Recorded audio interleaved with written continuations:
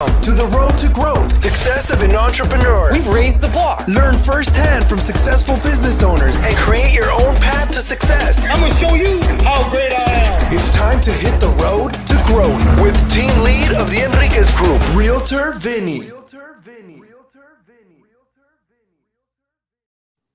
Hi, you Road to Growth listeners. Today I got Jeremy Flowers. He is the owner of TaxNerd and Enterpriser. Basically, when you got something good like TaxNerds, we take it to the next level with Enterpriser. So that's kind of, I guess, the mindset. But now you're asking, okay, what's TaxNerds? Well, that's why we have Jeremy here. Kind of give a brief insight into kind of TaxNerds and Enterpriser. Okay, all right, everybody. My name is Jeremiah, the Enterpriser. I'm also founder and CEO of TaxNerd. TaxNerd is it's a tax preparation, accounting, and business startup product. This product came about me kind of in the industry of taxation and working as a tax professional and just being out there, servicing people. And I foresaw a lot of things in regards to taxes and just the industry changing way before the tax law reform happened in 2018. So having foresight, seeing things that were going to take a turn for the worse, I started to develop a product and a brand based around problems that was getting ready to happen in the tax industry. So just took the time and got before, the Lord asked me, give me a name that will be super catchy, even if the consumer do not buy from me and they do not come my way. It's just that name will forever stick on your brain. So God gave me TaxNerd, and I just began to build the brand around that, the product and our service that in the long run, it mainly helps, the consumer, help them to understand taxation, understand the IRS tax code, how they can leverage it and use these, principles in their life. Same thing that Jeff Bezos used, Donald Trump, Mark Zuckerberg, and so on. These people utilizing their companies and their money to pay little to no taxes. So that's what TaxNerd does. It helps you to regulate money, shelter money, and pay little to no taxes. So it's something to reckon with. So let's say, a young Jeremiah, was he into numbers? Were you into numbers at a young age? Say that one more time. Sorry about that, Vinny. No, you're fine. Were you into numbers at a young age? Like a little kid, were you doing numbers, or who were you at a young age? At a young age, I wasn't into numbers, but I was into methodically analyzing everything and everybody around me, from my environment, people, just places.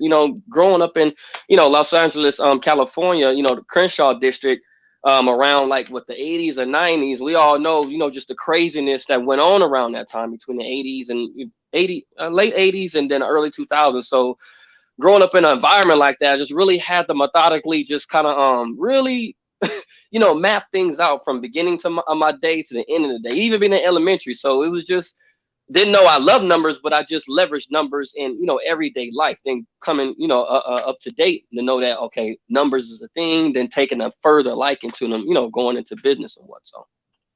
So would you say you're like a kind of an entrepreneur mindset, or like trying to get a better idea? So you're assessing kind of what's going around there. I mean, what does that entail?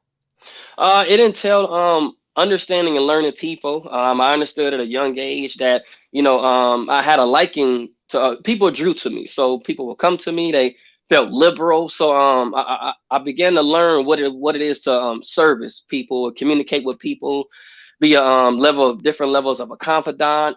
And then going into working in various companies for Fortune 500 companies, I found myself in these companies helping to be an asset to these companies. People would just come in to, talk to me and of course, purchase goods and services, just me being there. So I'm working for companies, but I'm wondering why people coming back to this company, to see me and talk to me. So it just kind of helped me to understand, okay, there's something inside of me I got to get out. There's an entrepreneurial spirit. There's a people person, and I just love to just solve problems. I was a problem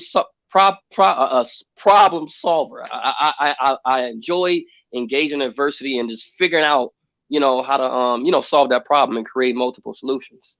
Does it make sense? Yeah. So people were drawn to you. Like, so you're in school, in high school. People are drawn to you. Were you into class, or was it more about the people that you had to surround, kind of giving them feedback of what was going on, or what? Who were you? Like, does that make sense? Like, who were you in school? Were you basically a book person into numbers, or was it strictly, hey, you know what? I'm trying to enjoy basically high school. You know, hey, I got an idea for you over here. Let me try to make some side cash. I mean, who were you in high school at that young age?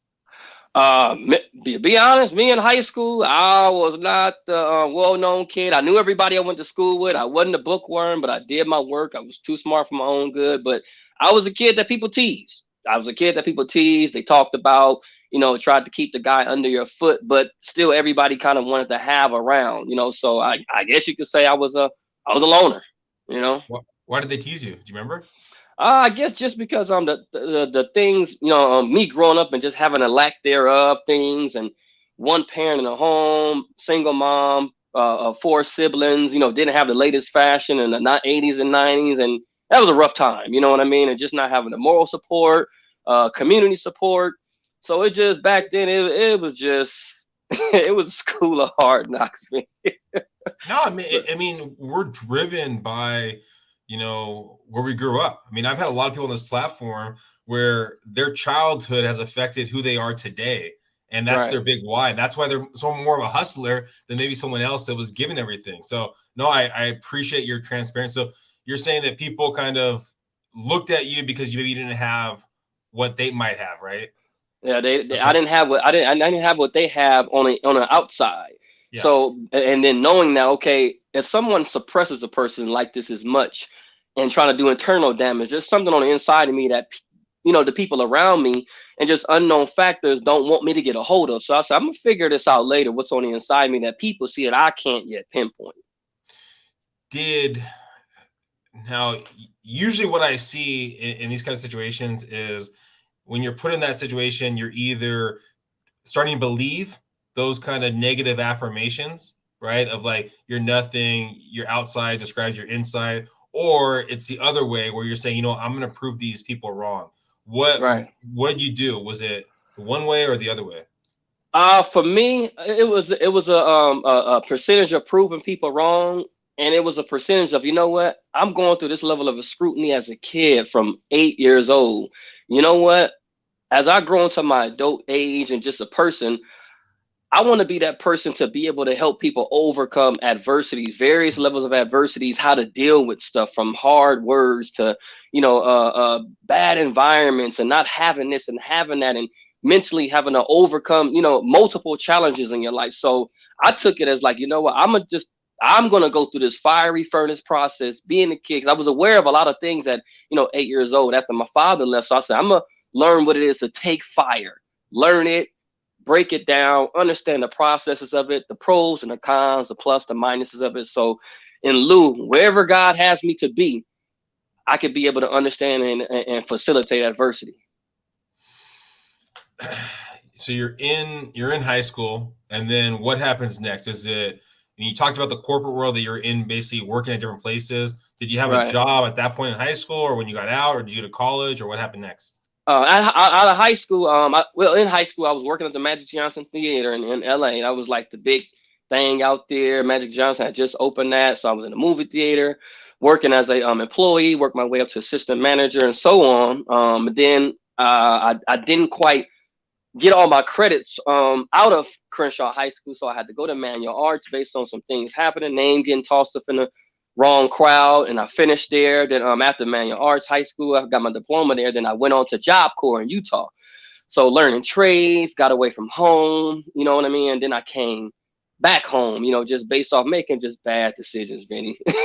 And then from there on out, I just left to Michigan to go find my father because I knew I had to do that, Vinny, in order to close a chapter in my life so I can now therefore, just kind of live life, to the fullest. You know what I mean? What do you think? I mean, because I've had people on the podcast where they talk about when they leave the place they grew up, right? Because some people that they were, when they're in that place, right, people want to pull them down or say, hey, you can't do this because they didn't do it. But once you leave it, the opportunity, you fresh start, people are okay with allowing you to be whoever you want to be. Did you see anything like that, or did you have a good support system when you were in LA originally? Well, it was just my mom and, aunties and uncles and family. There was support there, but I would say it wasn't to where I was able, I guess, where I felt comfortable, where I can kind of engage and have the openness to Mm. know what it is to communicate what I was feeling on the inside of me. And I'm glad I experienced that, because now, being a father of 4 boys, I provide a platform where they can come in and communicate to me at any time how they feel, what's on their mind, and things of that nature. So the support was there, but I barely had it. I didn't know how to engage it.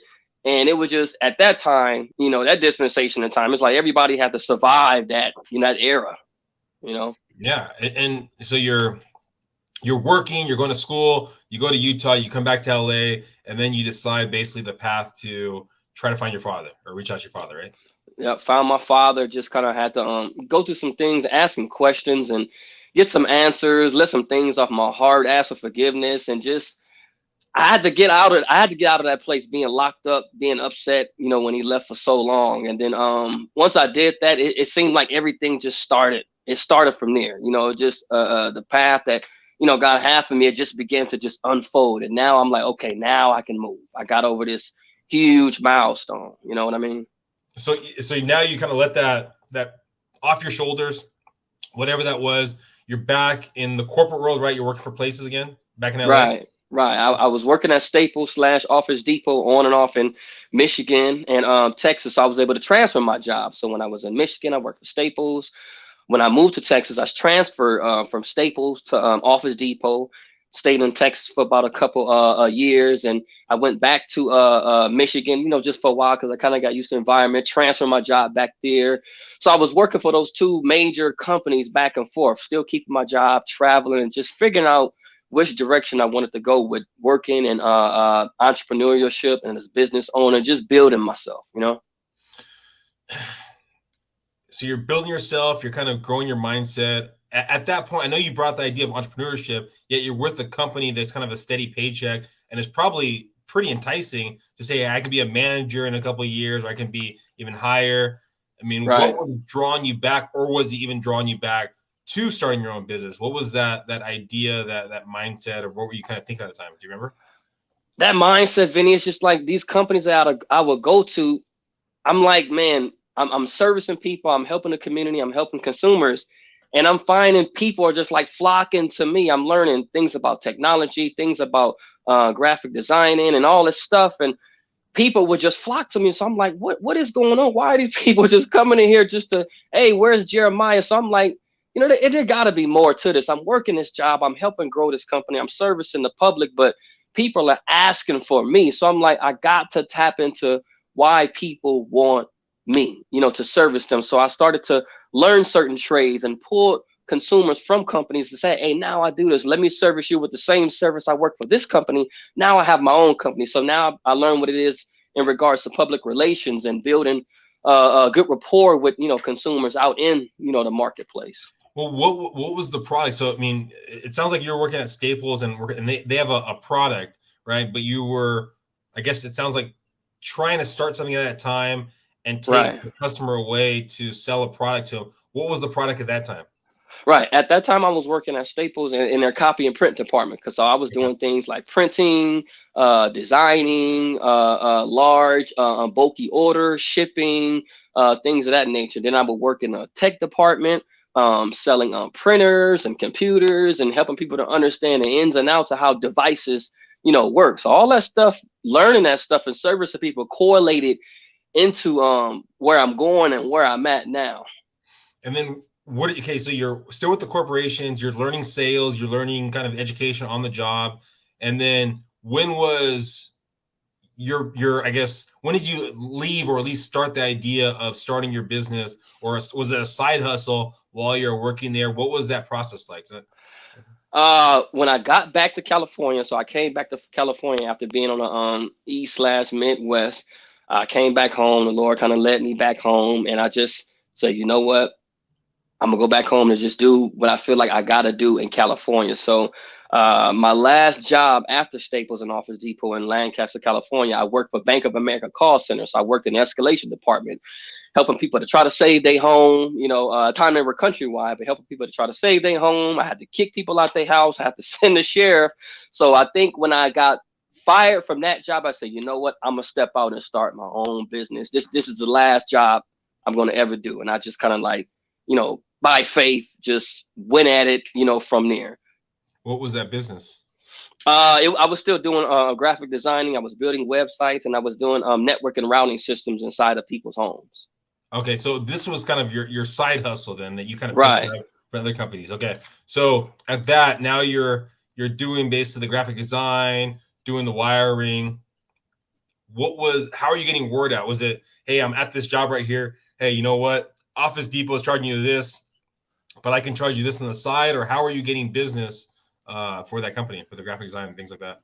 Actually, I never did like marketing. I just helped one person that had a lot of influence, and I impact, them so much where they just spread the word about me. So I understood the concept of word of mouth. So over the years, and I still do it, Vinny, it's like I peel back the onion layers of word to mouth, what it is to perfect myself, integrity, morality, doing things in the right manner. And that understanding that goes a long way. So when I tapped into that and begin to peel that back, I didn't have to really pass out a business card. I just find the person that was tied to groups of people, service them, and they would therefore refer me as the, marketing, strategy to the people that they know. And then now I got my phone ringing. Now I got emails coming in. So I would have consistent business that way.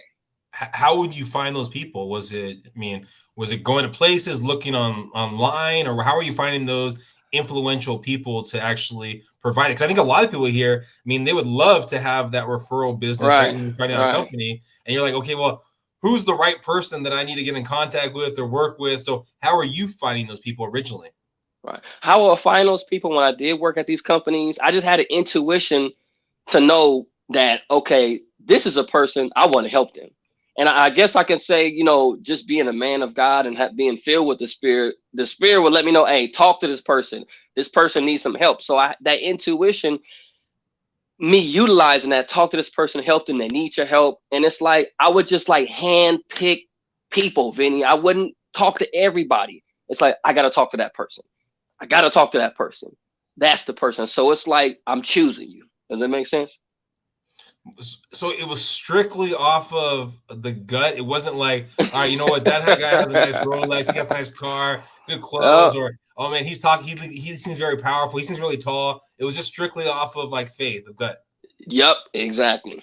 And I still do that to this day. I still do it to this day. Oh man. So I'm curious. So like do you still do a lot of networking stuff? Yeah, I still do network stuff, mixers, and going to various groups and things of that nature, just to kind of get in various industries and things like that. So I still do that, when I'm led to. If someone, and I know it's probably hard to describe it, but because something that I've heard at like a lot of networking events, and I don't go to a lot of them anymore, right? Yeah, usually the person that's the best dressed is not the person you want to talk to. It's the person that's really not that well dressed, because they're doing the most kind of business. I don't know. That's just a rule of thumb that I've looked at. Yet I would love, is there a nugget or a tidbit that if someone's listening right now and they're going to go to a networking event, what's something to look out for because you want to basically work with that person? Or what's the process like that you go through? You know what, Vinny? You actually said it. The person that's the best dressed, sometimes you want to steer away from them. Not saying that they're not the potential consumer or potential client or potential person to connect with, but it's more so that person that's kind of minding their business. They're casually communicating with people. They have a confident demeanor. They're creating an ambiance around them, and they're just kind of moving swiftly. So you really got to watch people in a way in which they communicate, not outright, but just in a level of silence, the way they move, because communication is being communicated all kind of ways. So you have to be a watcher of people. Everybody has different dialects. So you have to watch the dialect of people when they talk, eye movements, gestures, and all of that. So I watch for all that stuff before I engage a person. So you kind of assess the room, get a feel for it, see how people are interacting. And then like a tiger out for the hunt, you go, okay, that's where I want to go. Right. And first thing, I'm taking authority over the room. So I'm walking in the room, making sure I'm saying, hey, how you doing? Making sure my voice carries all throughout the room. So everybody say, who said that? So it sounds like the person, maybe the main keynote speaker, and I'm greeting everybody, even if I don't know you. I'm asking your name. I'm seeing if you got a name tag so I can address you by name, you know, and as if I know you, you know. What is that? Dr. Powers or Austin Powers, where he's I don't know if you've seen that movie from back in the day, but he's walking through like in the Las Vegas hall, and he's going, "Hey, there you are! Hey, there you are!" And the guy's like, "Do I know you?" He goes, "No, but there you are." Is that kind of like the? Yep, exactly. That's the tactic I leverage. Yep. Oh yeah. So as you're kind of growing your business, you're doing the marketing, you're doing basically basically do the marketing, do the online kind of stuff. When did TaxNerd start coming about? When that idea of TaxNerd start coming about?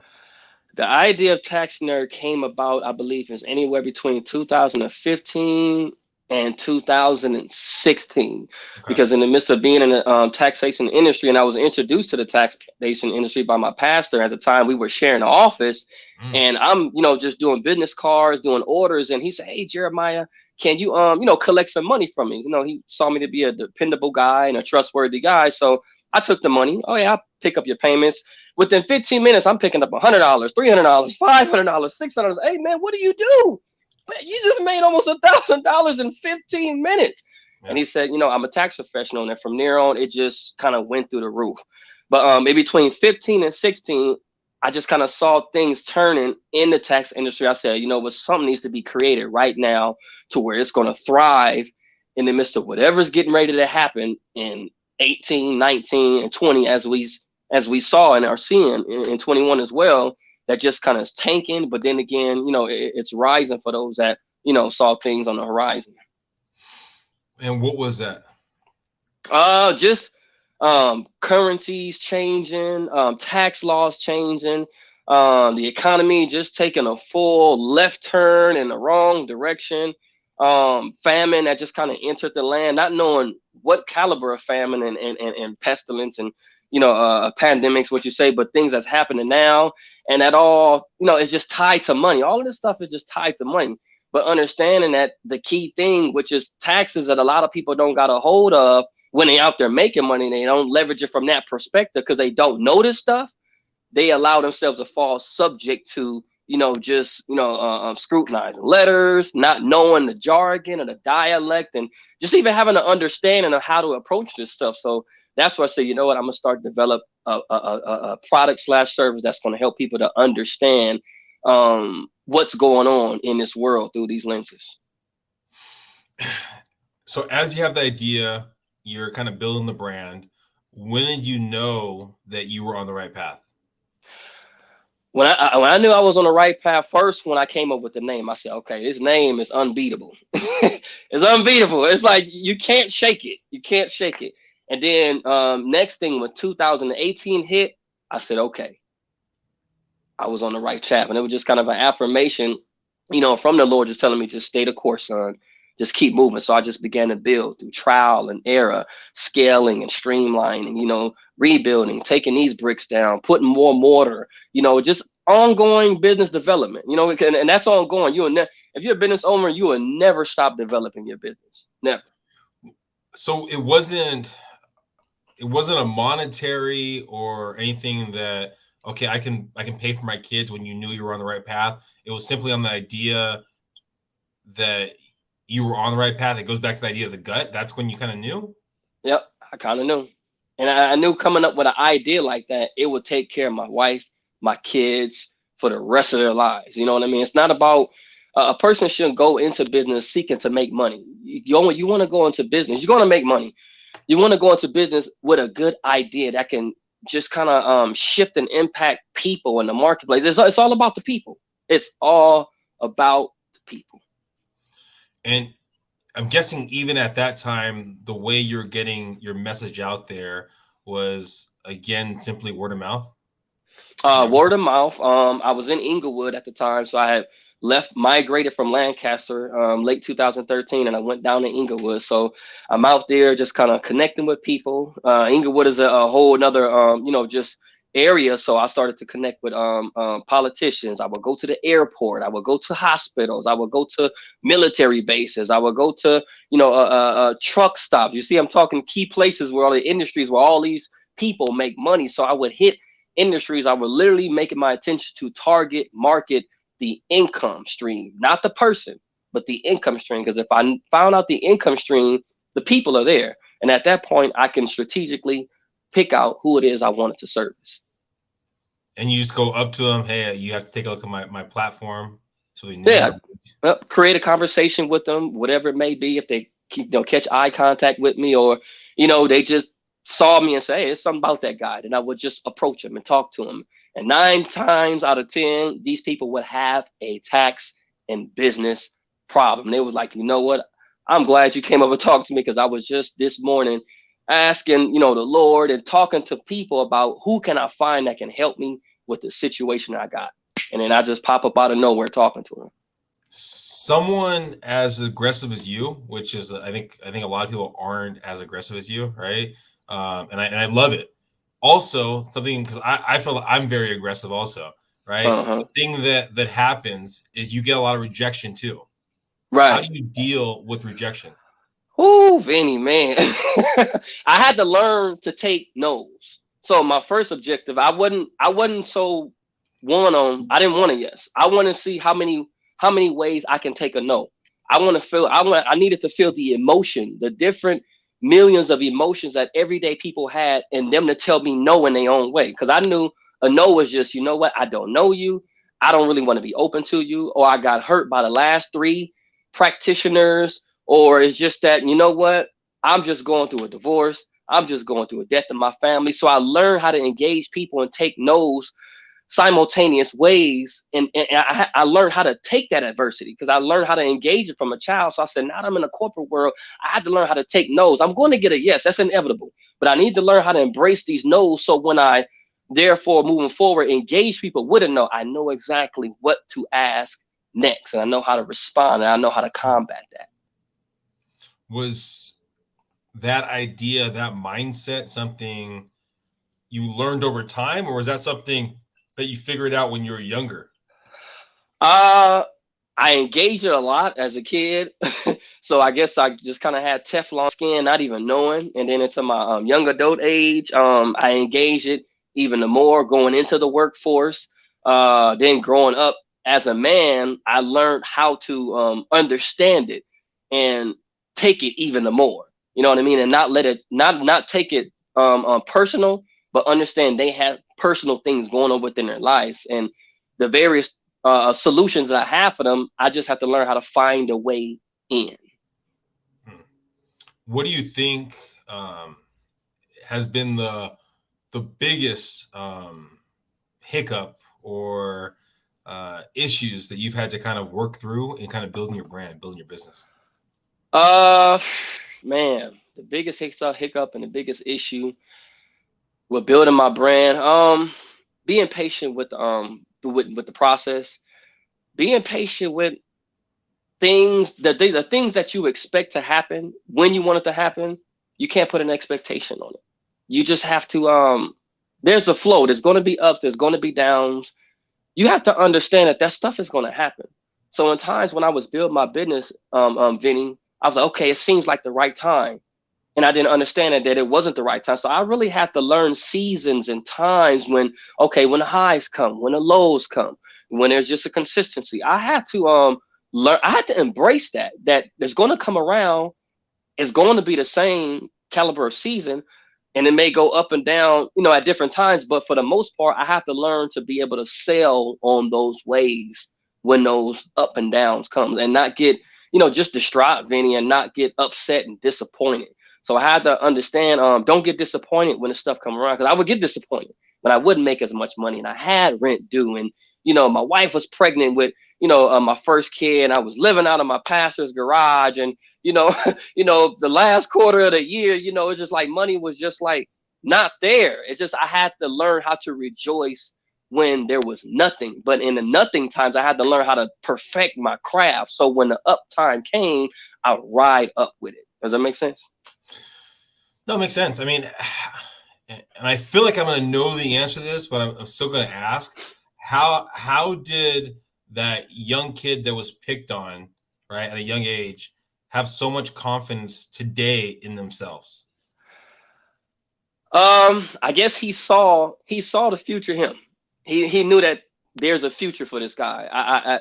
I had the liberty of I had a friend which was a friend of my brother's, and his dad was very rich guy. One day I ditched school and I went to, his dad's house and had a mansion. And for the mere fact I hung out with this guy and I saw it, I said, okay, if I'm able to experience this, and the guy would allow me to talk to him, and his dad would allow me to talk to him, ask him questions. We would drive around in this Rolls Royce, play, in the backyard tennis court. And I'm like, man, what is going on? This is a whole nother world. So I'm saying, you know what? If I can be here, what's for me later? There has to be something for me later. If I find myself here taking the risk, and I got home and I got my butt toe up, Vinny, but that whooping was worth it. So experiencing that, I said, you know what? There got to be something great later. Well, let's talk about being great. If we're talking to you in 5 years from now, where are you going to be? Where's your company going to be? All my companies, I believe that they'll be probably more than likely Fortune 500, S&P 500, providing opportunities for ample people, nationwide. It's already doing it now. It's just a matter of me, just opening up even more, just allowing people to, kind of engage it and just present it to the world. Now I'm doing things where it's coming off a backside of a mountain being presented, to the world, but providing opportunities for people, allowing people to get the bigger piece of the pie, not allowing them to thrive. If they need a bottom line answer, hey, I can get you the bottom line answer in transparency. If I don't know that, I got an alliance team of people that can kind of get you the answer. So just not being that person that a stumbling block for somebody, but being a staircase where they can kind of walk into the place that they desire to go. Yeah, it makes sense. I mean, if someone's listening and they love your story and they want to hear more about what you offer and what your companies offer, what's the best way of them connecting with you and also your companies? They can connect with me on Instagram, Facebook, Twitter, Linktree, TikTok, the Enterpriser. Everything is the Enterpriser, THAENTP, and it's tied to TaxNerd. You'll see me in up and coming press publications. I was recently in LA Weekly, Market Watch, Digital Journal, and the list goes on. So you'll start to see me in just various major syndicate frontline publications and just throughout social media. So it's just a time of just revealing and so on. So just ready for it, I guess. I'm going to finish it off with this question and we'll call it. If someone's listening right now and they're that kid that maybe doesn't have what other people have, right, and they're getting picked on like you were back in the day, what kind of feedback, advice would you give that person? You know what? I tell that person to whatever you're going through right now is just for a mere moment. You can't look at right now, what's going on right now, and think that's a long-term decision. I definitely tell them, just develop a relationship with the Lord, leverage his strength, leverage his power to deal with that situation so you can press past what's going on now. Because if you're going through that stuff now, there's a larger purpose on your life, and there's people waiting on you, for you to become who you're supposed to be so you can help them. So you just got to just go through it. Hop in the furnace, let all the impurities and the things that are not supposed to be on you and in you, burn it off. Just burn it off now. Go through it and just go through it with, with joy. Because on the other side, you're going to be very happy with, the person that you've been waiting to, see and experience. I've never heard anybody say it like that. The idea that someone's waiting for the person you're supposed to be. That's an interesting way of putting it. I love it. It's fantastic. That's great. Thank you, Jeremiah, for being here. Hopefully everyone listening got some great nuggets. Please subscribe. Please share. Go follow the journey. And please, I hope wherever you are, look at your future self because they're only moments away. Thanks, everyone. Bye. All right, man.